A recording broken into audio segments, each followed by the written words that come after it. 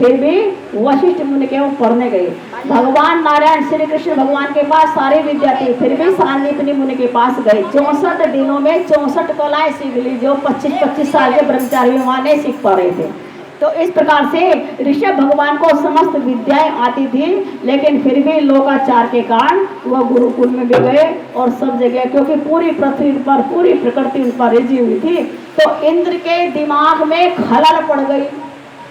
क्या ये भगवान है? तो इंद्र उनकी परीक्षा लेने के लिए तैयार हो गया।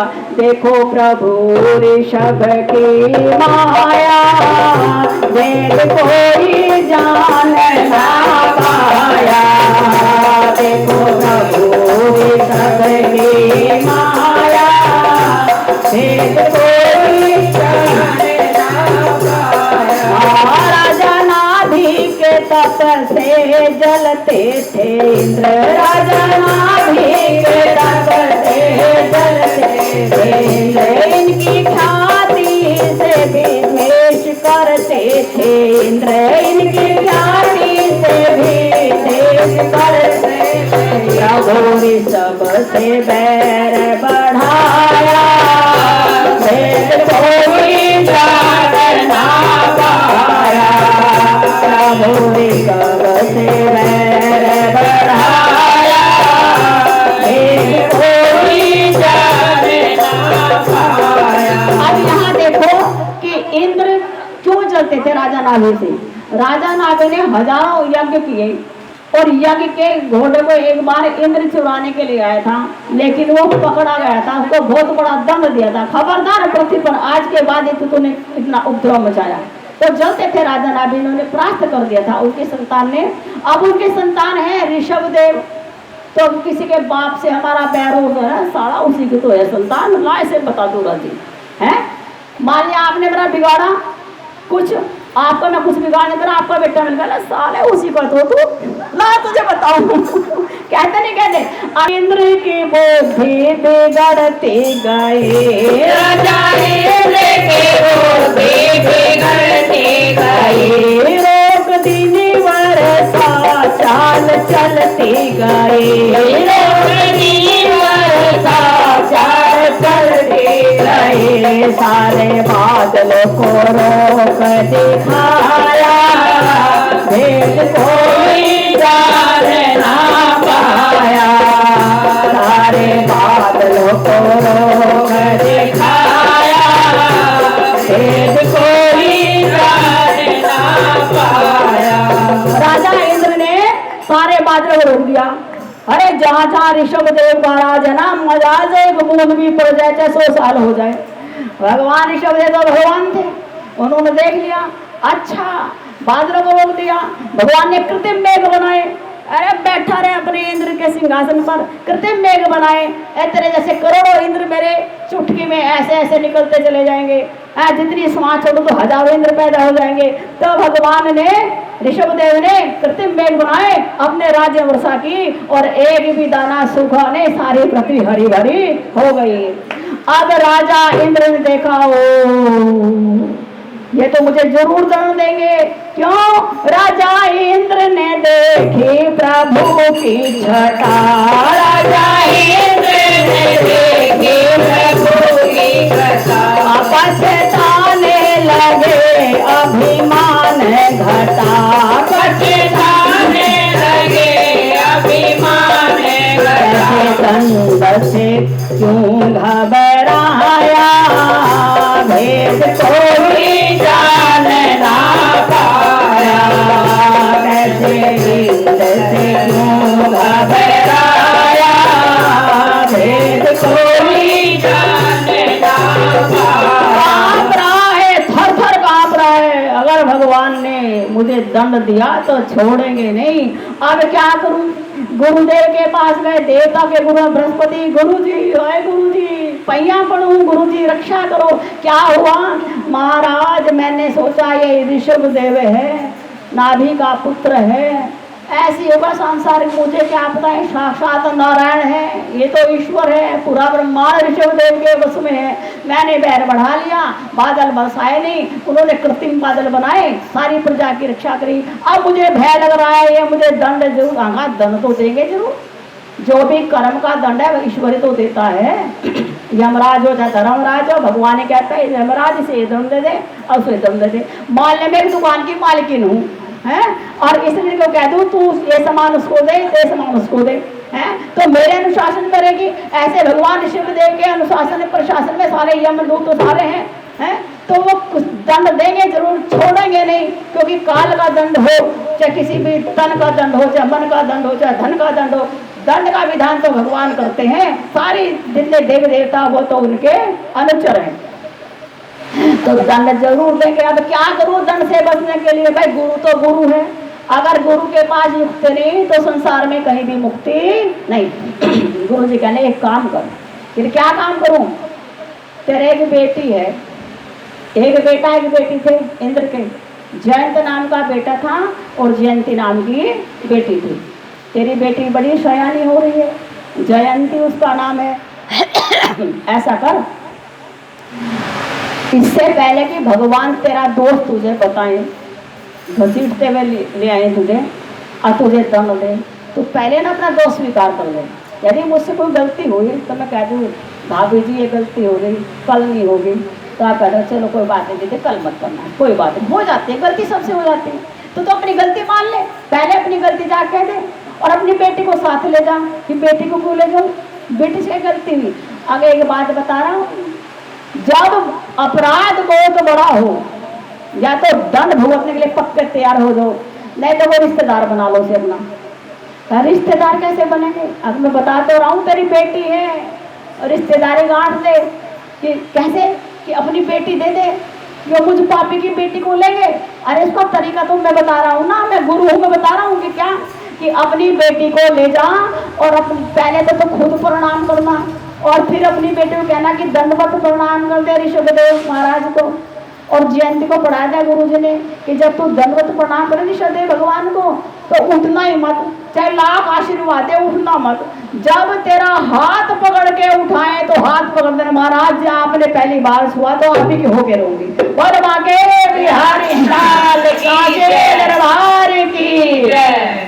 तो उसने कहा ठीक है। अब थर थर कांपता दरबार में आया, अपनी बेटी जयंती को साथ में ले आया। प्रभु चरणों में आकर के विनती करे, प्रभु चरणों में आकर के विनती करे, अपनी बेटी जयंती समर्पित करे, अपनी बेटी जयंती समर्पित करे। प्रभु को दामाद बनाया, भेद कोई जान ना पाया।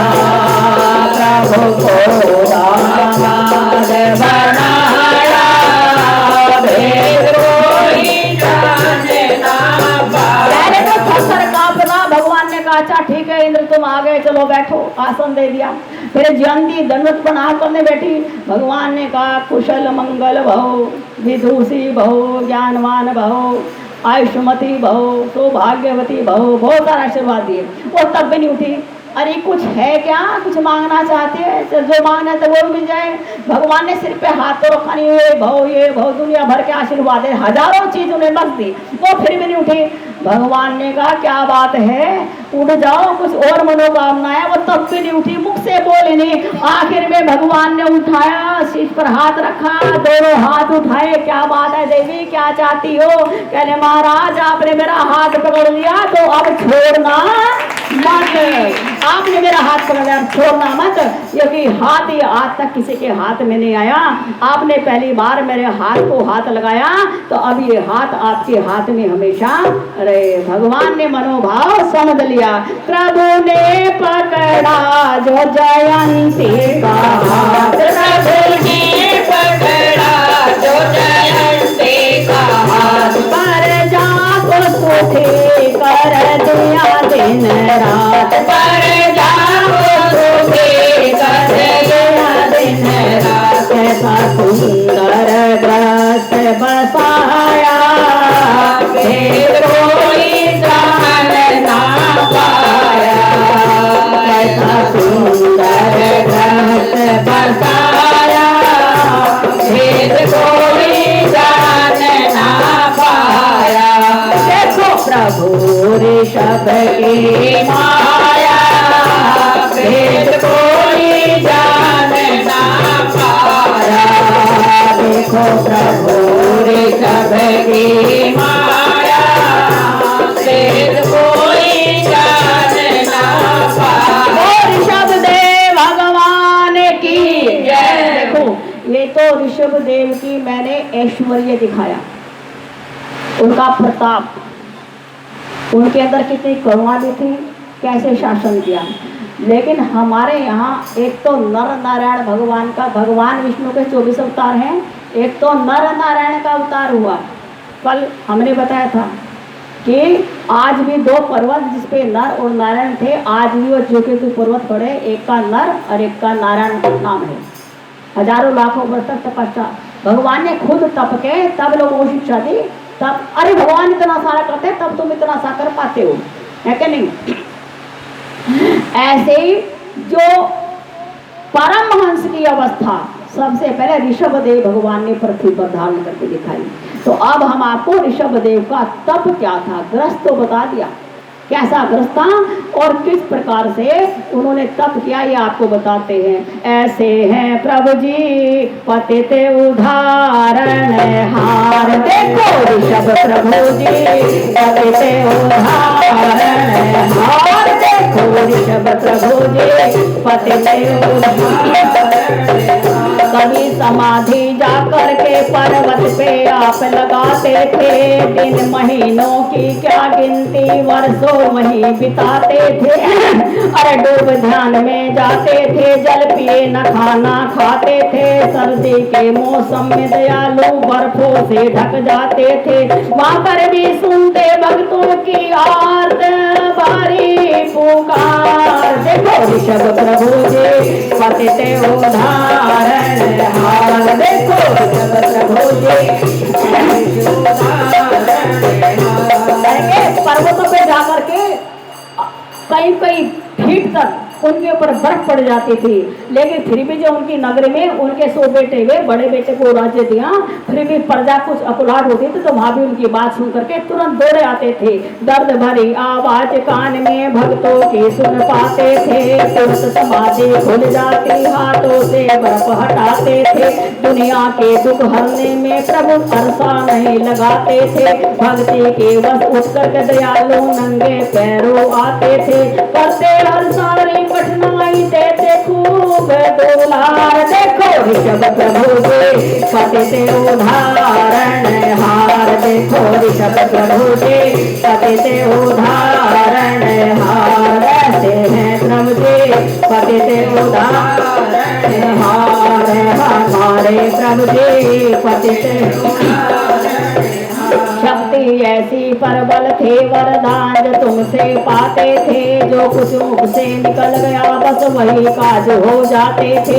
अंधे काने लंगड़े बहरे दुआ जो तुमसे पाते थे, मोहताज दर्द लाखों प्रभु जी जग में धनवान कहते थे। तेरी लीला का ना कोई पाया ना पार। देखो ऋषभ प्रभु जी पतित उदाहरण हार। देखो ऋषभ प्रभु जी पतित उदाहरण हार। हमारे यहाँ जब भी कोई त्यागी तपस्वी हुआ तो दुनिया ने उस पर भी मुसीबत के डले बरसाए, उन पर भी अनेकों जुल्म ढाए, पर कुछ अधम अनाड़ी जन दुख तुमको देते जाते थे।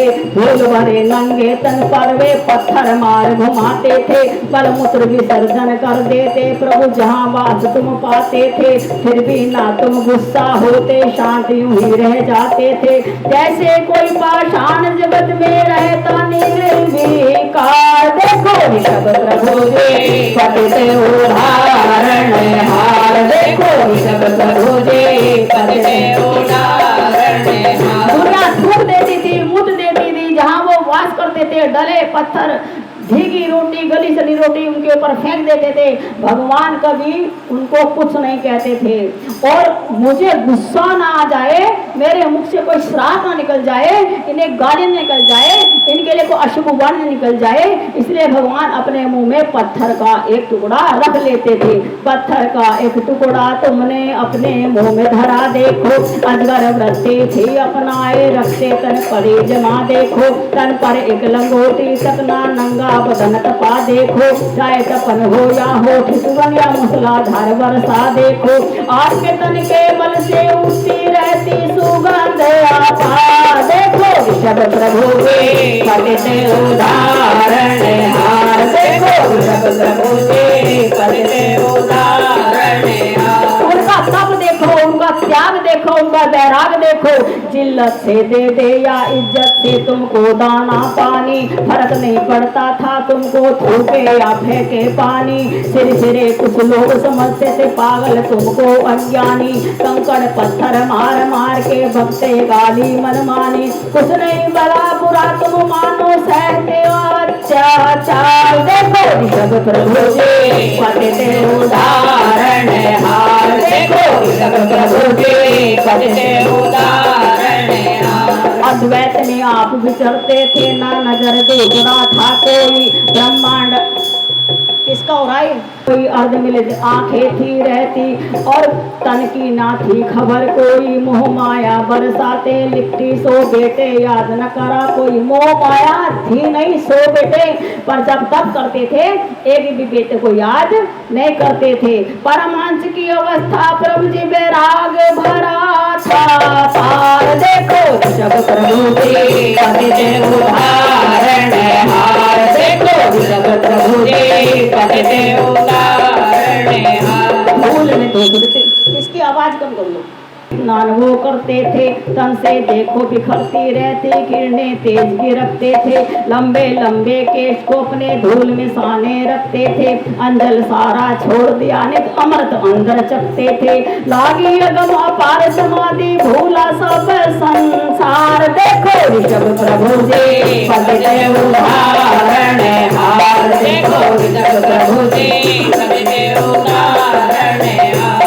अन्न का कम नहीं खाते थे, एक जल की बूंद नहीं पीते थे, परमहंस की अवस्था थी, एक लंगोटी भी तन पे न रखते थे, बिल्कुल धूल दूषित बदन था, उनके केश खुले हुए थे, केश में धूल ही धूल भर जाती थी, पूरा तन धूल दूषित, लेकिन फिर भी तन से जैसे करोड़ों अगरबत्तियों जैसी सुगंध आया करती थी।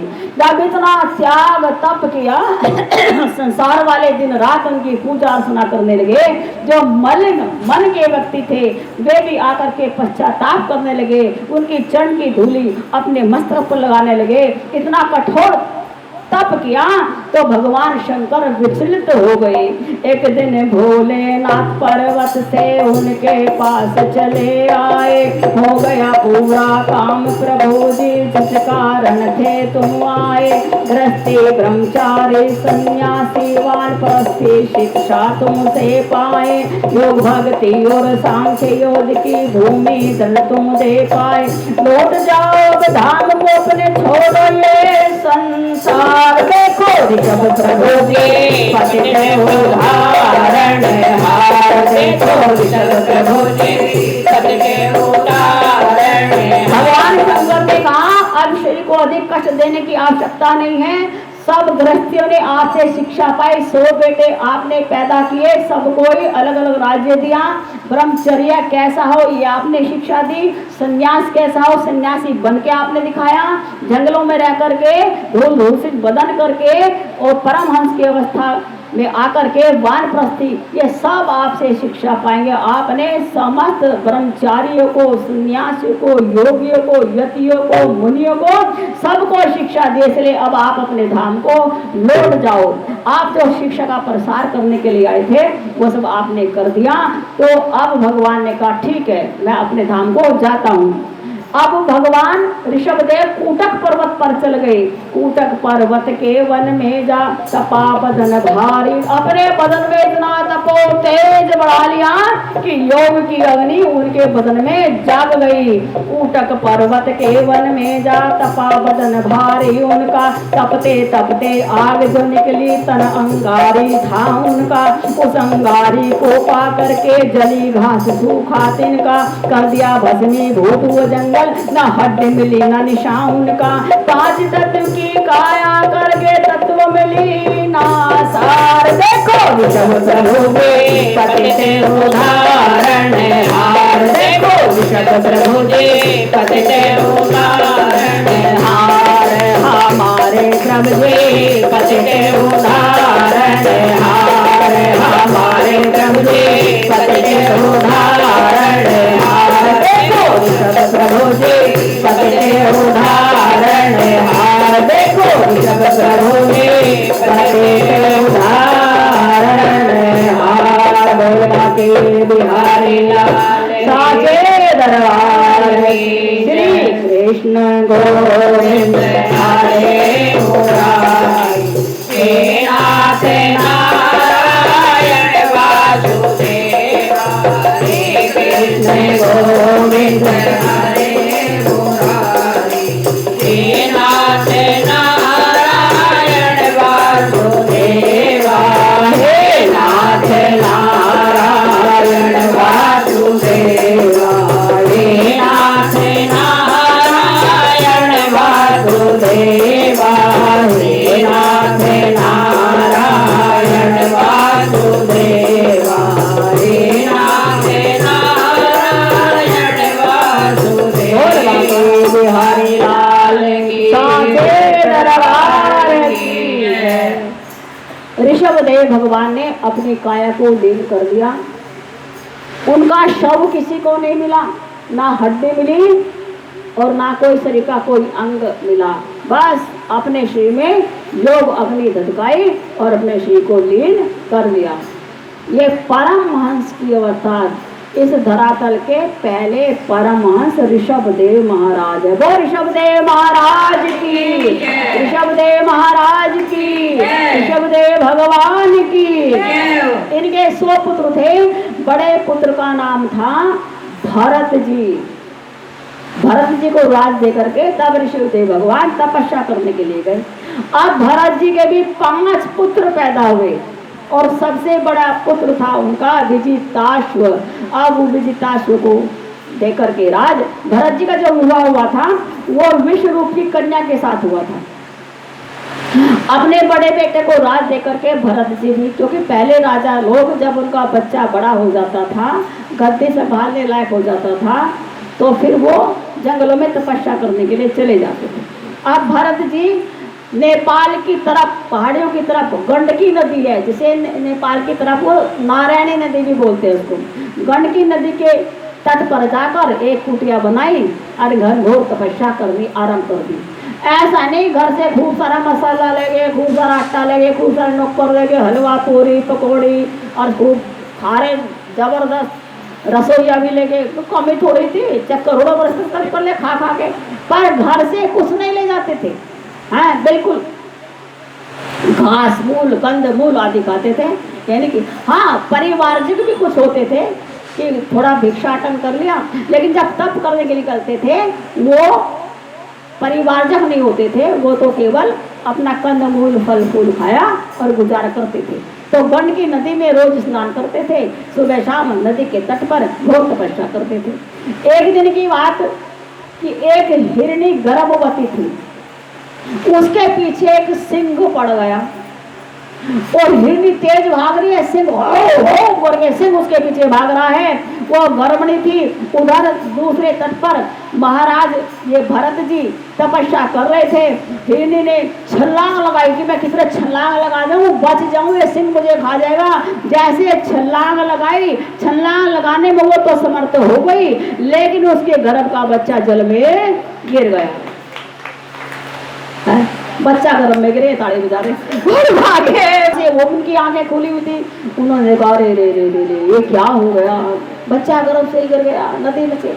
छलांग लगाई भरत जी महाराज ने और उठा करके बच्चे को अपनी कुटिया पर लाए, उसका पानी वान से बदन सुखाया, आग की तरफ थोड़ा सा तपाया, उसे पीने के लिए थोड़ा सा दुग्ध आदि दिया, बच्चा जीवित हो गया। लेकिन वो जो छलांग लगाई थी जो हिरने ने, वो वहीं जा करके मर गई थी, उसकी मिट्टी ठिकाने लगाई। अब उस बच्चे को कहने लगे इसके बाद तो मर गई, कोई झुंड भी नहीं है जो छोड़ देता, हिरणों का झुंड पाल लेता, अब मुझे सत्कर्म करना पड़ेगा, भला बच्चा है इस पर मुझे दया करनी चाहिए, करुणा करनी चाहिए। तो उन्होंने उस बच्चे को पाल लिया। अब वो पूजा करने बैठे, 2-3 घंटे करे, कहाँ 6-6 घंटे की समाधि लगती थी, पूजा लगती थी। फिर दिमाग में आता था वो बच्चा घर में भूख लग रही होगी, चलो पहले दूध पिलाया था, फिर दोबारा पूजा करता हूँ। फिर दूध थोड़ा सा पिलाते उसको बांध देते थे, फिर आके फिर पूजा करते थे। फिर 1-2 घंटे बाद फिर आँख खुल जाती थी, उसको तो फिर भूख लग रही होगी। इस प्रकार से सुबह पूजा करे तो भी चित्त भंग, और शाम को पूजा करे तो भी चित्त भंग हो जाता था।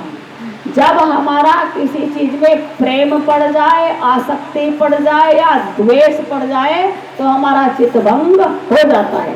अब जब जब वो काम करें तब तब उनका ध्यान उस वृक्ष शावक की ओर हो। धीरे धीरे वो बच्चा बड़ा हुआ तो उन्हें, क्योंकि रोज उसे नहलाते भी थे, उसे खिलाते भी थे, फल फूल भी खिलाते थे, तो भरत जी का प्रेम उस बच्चे में इतना बढ़ गया कि अब उसे अपने बराबर में भी सुलाने लगे। पूजा पाठ सारी छोड़ दी, करते तो थे कि पूजा तो कर लूं, लेकिन दिमाग माला चल रही है, जाप चल रहा है, पता नहीं क्या कर रहा होगा। आए कोई हिरण ना आ जाए, आए कोई हाथी ना आ जाए, आए कोई शेर ना आ जाए, मैं तो आंख बंद करे बैठा हूँ, वो पीछे पता नहीं क्या कर रहा होगा। वो बच्चा बड़ा, हिरण का बच्चा बड़ा होगा, बड़ा शरारती था, वो उछल कूद मचाता था। अब वो सांकलों से बांधे तो भी कब्जे में ना आए। अब भरत जी जब उसको यहाँ तप कर रहे, बराबर में खूंटा गाड़ा, यहाँ बैठ जा, और बच्चा बार बार मुँह करके फिर उनकी गोद में आ जाता। अब वो सही करते रहते और पूजा करते, सारा ध्यान उस वृक्ष शावक में चला गया। अंत समय भी आ गया, 3-4 साल उस मृग शावक को पालने में लग गए, सारा ध्यान से मृग शावक में चला गया। सोवे तो उस मृग शावक के पास, खाना खावे ले तो भी खा ले, सारा ध्यान बच्चों पे घंटे खिलाने का, पिलाने का, घुमाने का, ये सारा ध्यान मृग शावक में चला गया। अंत समय भी आ गया और प्राण पखेरु उड़ गए। बलवा के हमारा विधान है, दिन भर जितने भी सारी उम्र जितने पाप करोगे, पर अंतिम समय तुम्हारा मन जिस चीज में होगा, पहला जन्म वो मिलेगा, बाकी के जन्म बाद में तैयार होंगे। तो अंतमति सोगति, अंत में प्राण निकलते हुए भी क्या मन में आ रहा था? अंत में प्राण निकलते समय क्या मन में आ रहा था? भगवान पता नहीं मेरे तो प्राण निकलने को हो रहे, पता नहीं इसका ध्यान कौन रखेगा, भगवान इसका ध्यान रखियो, कोई से मार ना दे। एक दिन क्या हुआ, अभी पूरा अंत समय नहीं आया, हिरनियों का दल आया, उसमें बच्चा चला गया। अभी तो थोड़े थोड़े से बीमार से हुए थे भरत जी, बच्चा चला गया, लेकिन सोच भारी पड़ गई। कोई लेना गया हो, पता नहीं सिंह को नहीं उठा ले गया, कहाँ चला गया है, किसने खा तो नहीं लिया, किसने बांध तो नहीं लिया, भूखा प्यासा तो नहीं मर गया। पूजा में कम और उसमें ध्यान अधिक था। 2-4 दिन के बाद उनकी मृत्यु आ गई और अगला जन्म उन्हें हिरण का ही मिला, अगला जन्म मृग का मिला। और क्योंकि पूर्व जन्म में तप भी बहुत किया था, वो पुण्य भी साथ में था, तो पूर्व जन्म की सारी बात याद रहेगी। पश्चाताप करने लगे, हे भगवान ये मैंने क्या किया, हे प्रभु ये क्या किया, मैं भगवान का बेटा, क्या कह रहे हैं, मैं पृथु भगवान ऋषभ भगवान का बेटा है, और मेरे दादा पृथु भगवान और मेरे पिताजी ऋषभ भगवान है, और मैं भगवान का पुत्र, भगवान का बेटा, और मैं पशु बन गया। यह है हमारी कर्म गति। हम जो कर्म करते हैं उसका दुष्परिणाम अवश्य ही भुगतना पड़ता है। पछता रहे हैं, तरह तरह से पछता रहे हैं, भगवान का सुमरन कर रहे हैं, घास नहीं खाऊंगा, एक तिनका नहीं खाऊंगा, किसी तरह से भगवान इस पशु योनि से छुटकारा दे दे और फिर अगला जन्म मिलेगा तो जी भर के भगवान का पूजन करूंगा, किसी पशु पक्षी में मोह नहीं रखूंगा। देखो, किसी के ऊपर करुणा करना अलग बात है, दया करना अलग बात है। भगवान ने कहा मैत्री, करुणा, मुदिता, उपेक्षा, योग के 4 ही रहे। योगी तभी बना जाता है मैत्री, करुणा, मुदिता, उपेक्षा। जो सुखी जन है, जो विद्वत जन है, उनसे मित्रता करो, जो दुखी जन है उन पर करुणा करो। मुदिता, जो विद्वान पुरुष हैं, जो महान पुरुष है, उनको देख करके मुदित मन हो जाओ, प्रसन्न हो जाओ। जो चोर उचक्के हैं, दुष्ट लोग हैं, उनसे उपेक्षा करो, अर्थात उनसे संपर्क ना साधो। यहाँ किया था तो ठीक, मृग शावक की जान बचाई थी, करुणा की थी, परंतु करुणा में मोह वृत्ति पड़ गई। करुणा करके थोड़ा पाल के सौंप देते किसी को, भैया ये मृग ढूंढ लेते हैं किसको भी मृग शाव के बीच में। पशुओं के बीच रहना सुखकारी होता है, पक्षियों के बीच रहना सुखकारी होता है। तब एक जल की बूंद भी उन्हें बड़ी खुराक लगती है, परंतु मोह पचा लिया तो अगला जन्म उनको किसका मिला? मृग का मिला। तो पूर्व जन्म की तपस्या के कारण उन्हें पूर्व जन्म की सारी याद थी, कैसे गंडकी नदी के किनारे में तप करता था, भगवान का पोता था, भगवान का बेटा था, और अब देखो मेरे क्या दुर्गति, पशु रूप में हूँ, तो अब ना खाऊंगा ना पीऊंगा, बस भगवान का सुमरन करता रहूंगा। हरिओम तत्सत, हरिओम तत्सत, हरिओम तत्सत, ये सुमरन करते रहे और कुछ खाया पिया नहीं, भगवान को याद करते रहे। भगवान ये उम्र नहीं ठहरी, ढलती चलेगी, इसमें क्या क्या कर्म होते चले गए, और मैं देव योनि से, इंसान की योनि से आज पशु योनि में आ गया हूँ।